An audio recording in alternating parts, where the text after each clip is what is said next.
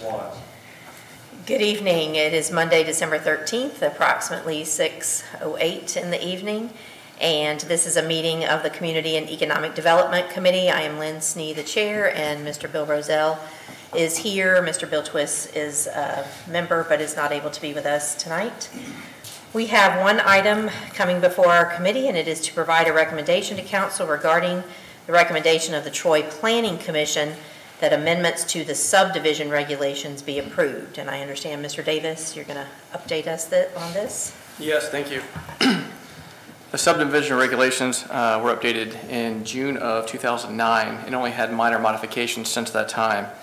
The goal was to rework the document, not to alter it too tremendously, but the intent was to keep it the same, just make it more user-friendly.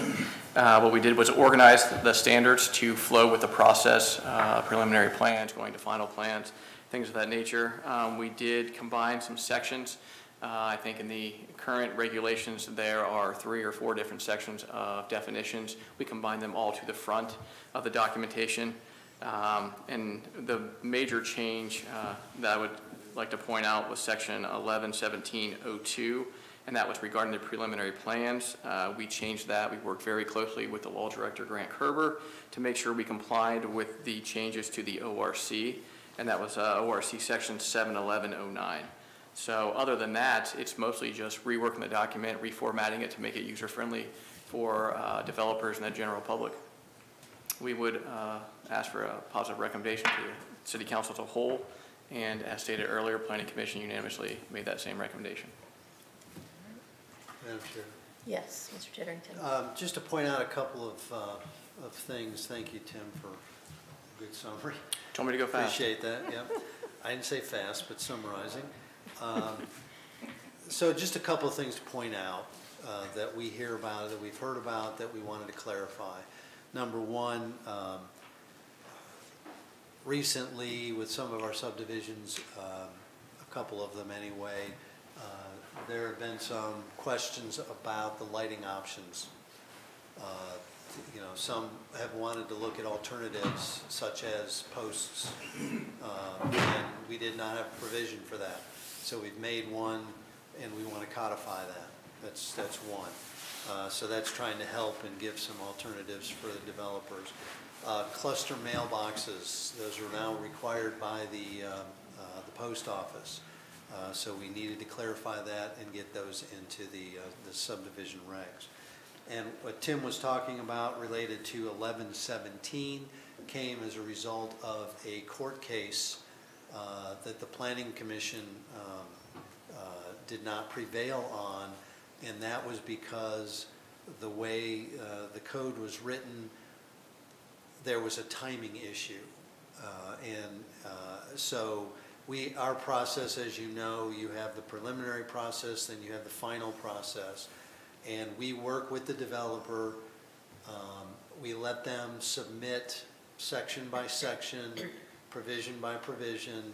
It allows them to smooth out their engineering costs. They don't have to invest in everything up front, only then to have to redo the work if the Planning Commission or the Council has questions or wants to see alterations. In this case, the developer challenged that because our code was written so that everything had to be considered and decided by the Planning Commission with what is, in all cases, a very unrealistic time frame. So it came down to either the developer submits everything to the Planning Commission, all of the detailed construction drawings, final plat, the preliminary plat, everything for consideration within a very short time frame, and they hope that everything is approved, otherwise it just gets rejected and they have to start over, or they waive the time frames and work with us, and then we can slowly go through it, which is the more rational way to do it, and which is the way we do it in 99.9% of the time anyway. So we needed to get that clear. That's probably the most important change in this document, other than, as Tim said, trying to make it a lot more user-friendly because it is a very thick and dense code. And we are not asking for emergency legislation. All right. I'll just say I appreciated that long list of definitions if I ever wanted to know what everything about subdivisions meant. But I don't have any further questions. Does the committee? I don't. No, he answered mine. Move forward. Any other council members? Yes, Mr. Whitten.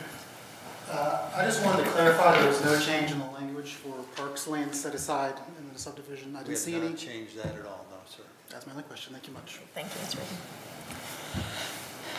Move forward. Move forward, Mr. Twigg. Move forward. Thank you for being here. Yeah. Then it is unanimous from the committee, all three of us, that we move forward on this legislation. Great. And we have no other items coming before our committee, then we are